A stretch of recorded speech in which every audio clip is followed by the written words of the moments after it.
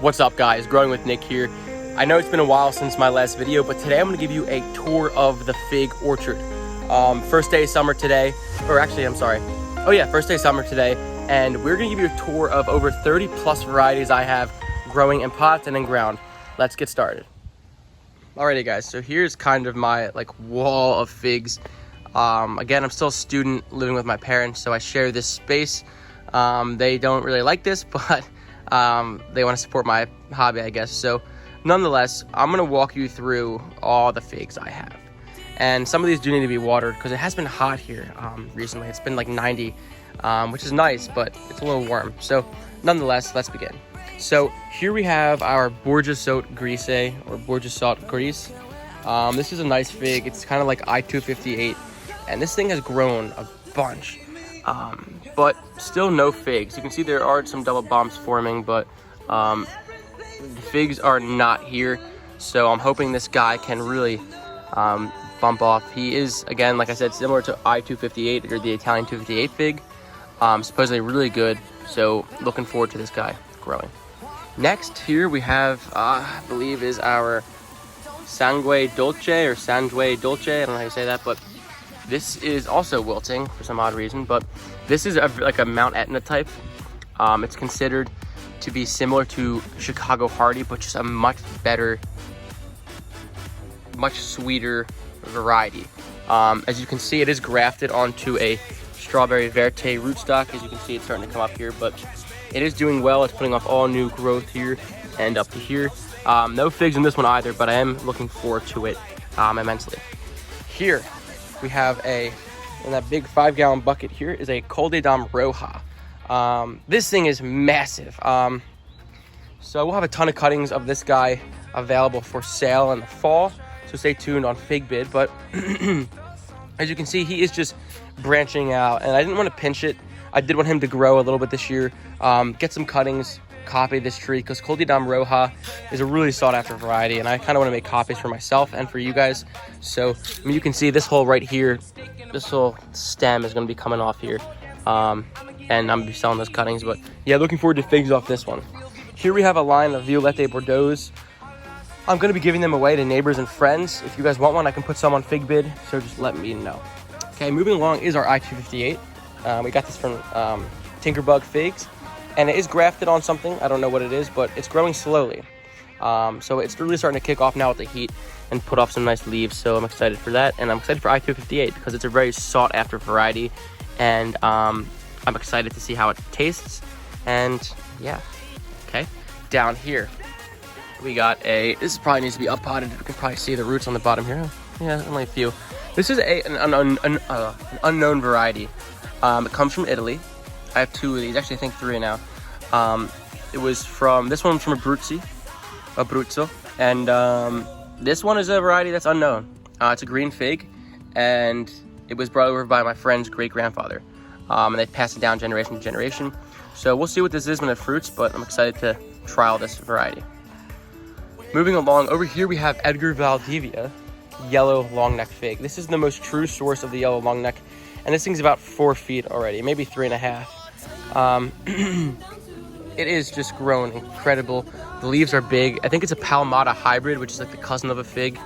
But you can see, again, I want my trees to be kind of single stemmed, so this tree will be coming off, and we'll make cuttings out of that.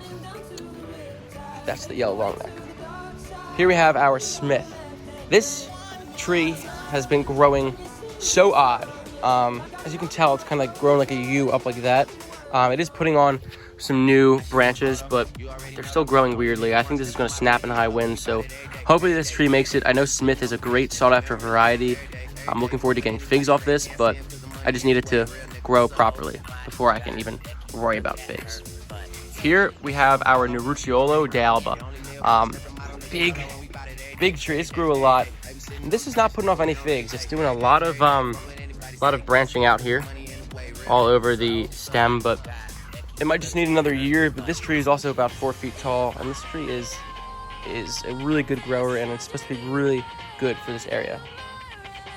Right next to it, we have the Colonel Littmans Black Cross.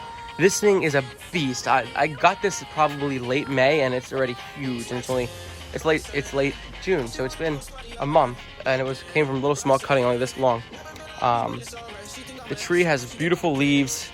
It's not a precocious type. It does need a few years to produce, so hopefully keeping it in this container, going up one more size, and then we'll let it produce.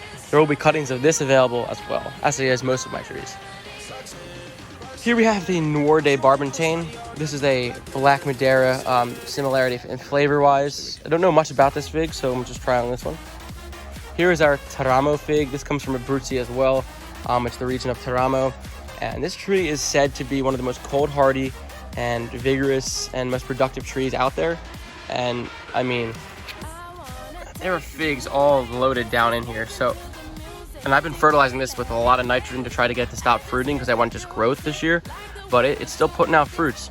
So I'm excited to try this, see how these taste, and I'm excited to put this one in the ground because this is going to do really well here. Next to that, we're looking at our Socorro Black. Socorro Black is another great fig, and this thing is also laden with fruit in here, if you guys can see. These fruits look really nice, really big, look really healthy. And there's a bunch of them, and there's a couple different stems that they're fruiting on. So that's nice. I'm excited to try this variety. It's a little bit later of a season variety, but these put on these figs about a month ago, so only looking about another month to 2 months until these ripen. So I'm really excited for the Socorro Black to grow and produce. Next to that is the Black Madiera, the king of figs, the queen of figs, whatever you want to call it. This thing is growing wonky. You got that one side shoot over here, which will be coming off, and try to keep this a single stem up this way. And we have one little fruit on our Black Madiera here. I don't know why it's only one, but there it is. It's our one singular Black Madiera fruit. And hopefully we can try this because this is known to be one of the best figs out there. Moving along, another Italian variety from Abruzzi. This was brought over by a man who lives in the Jersey Shore. He is Abruzzese, and he also got this from Italy. It was his father's, who then gave it to him, and he was growing it in the shore, and it has no dieback, and it's also a green fig. So, yeah. Next to that, we have our Langue de Doute. This tree is huge. It has a lot of fig mosaic virus or some sort of virus on it. As you can see, this is how the leaves look really weird, but it's growing like a champ. I mean, it is putting out a ton of new growth here, and I'm excited to try this one when it fruits for me. Here is our kind of nursery section with some Violet Bordeaux, White Marseille, Yellow Bypass, some Feather River, some Ronde Bordeaux, Green Ashia, Chicago Hardy. This is just our area that we sell figs from and give them to people. So some more here. Moving along, actually let's go over here first to, this is the La Gioia Unknown. It's said to be similar to Langue d'Auge or Langue de Doute, but it looks a little bit different to me. And down here you can see there are figs on it already. It's a small tree, but it seems to be very precocious in its producing of figs. And right next to that is a strawberry Verte, which we actually was a sucker off the one on the Sangue Dolce, and we stuck it in the ground and it did root out. So that's cool. Just keep moving along here.